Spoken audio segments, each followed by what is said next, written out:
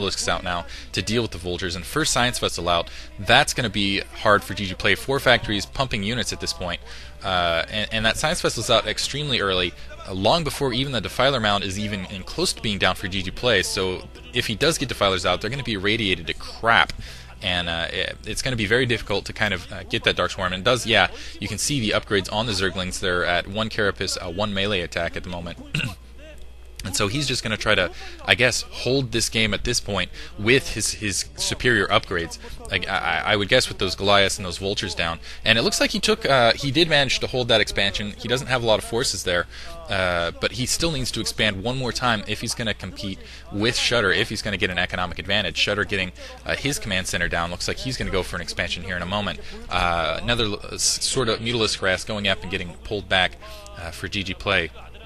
It looks like, I don't know if he's producing Ultralisks right now, but again, that could be really that could be the difference in the game right now. Those Ultralisks that are being upgraded by those evolution chambers, and all those Zerglings, basically large units that are very good against fighting Goliaths. Not as good. The Zerglings aren't as good at fighting Vultures, but not a lot of tanks out thus far by Shudder. I would expect Shudder, as soon as he sees Ultralisks out, to kind of shift the tanks.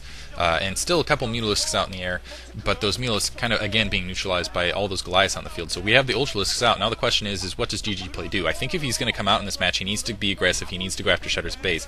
He needs to not concern himself with his expansions, because it's so hard to defend the expansions. And wow, he's got an expansion going out to the bottom right-hand corner. And that's I don't know if that's a miscue on GGplay's part. He does need another expansion. You can see he's getting attacked by those Vultures now, and Shudder does know about it. It's really hard to defend it. It's all the way across the map.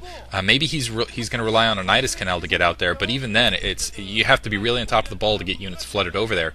Shudder, in the meantime, taking one of his expansions. And GGplay just trying to defend that expansion right there. And GGplay, as you can see, in the defensive, he really needed to be aggressive there. Now Shudder's coming up with his forces. But yeah, GGplay this entire time didn't have a lot of forces. And wow! Shudder doing a brilliant job of kind of pushing those Ultralisks and things up to the northern ramp, so he can basically move those Goliaths in and take down that expansion of GGplay. That's going to be extremely costly early, and that was I like that maneuver. That was a brilliant maneuver, able to kill off all the Zerglings that were across there. Now, in the meantime, it looks like GGplay is just going to slip by, and he's going to try to take a toll on Shudder's base, but Shudder is just producing a ton of units out of his factories now, and so he's easily going to be able to fight this off. Man, there's a ton of units being produced by Shudder at this point. GGplay, again, doesn't have a lot of hatcheries down. He doesn't want to have to build them in his base. He wants to build them abroad, and he just can't hold them on this map. And wow, this is really interesting play by Shudder. You might call this kind of a neo Terran. He's starting a new build. You don't ever see mechanical versus Zerg these days. And really, I like this. Kind of a pincer here now. GGplay is going to be able to take out all these Goliaths now, but basically kind of going to use Irradiate to kind of to pin down those Ultralisks. And really, Irradiate is totally freed up. Shudder looking very confident, and really this is the difference here. Is Irradiate usually against biological units, the advantage shifts back towards the player with the Ultralisk, simply because when you're irradiated and you have an Ultralisk running into biological units, that Irradiate does damage to those biological units. With these mechanical units, they don't take damage from Irradiate at all. And wow, Shudder planting mines everywhere. And should GGplay go Dark Swarm now, those mines, I guess Shudder learning from his match versus Up Magic on Persona, that map with the neutral Dark Swarms, he realized, wow, getting a lot of factories down too. A lot of factories. He's just going to start outproducing GGplay here, but those mines, and he's out microing those Zerglings at the moment.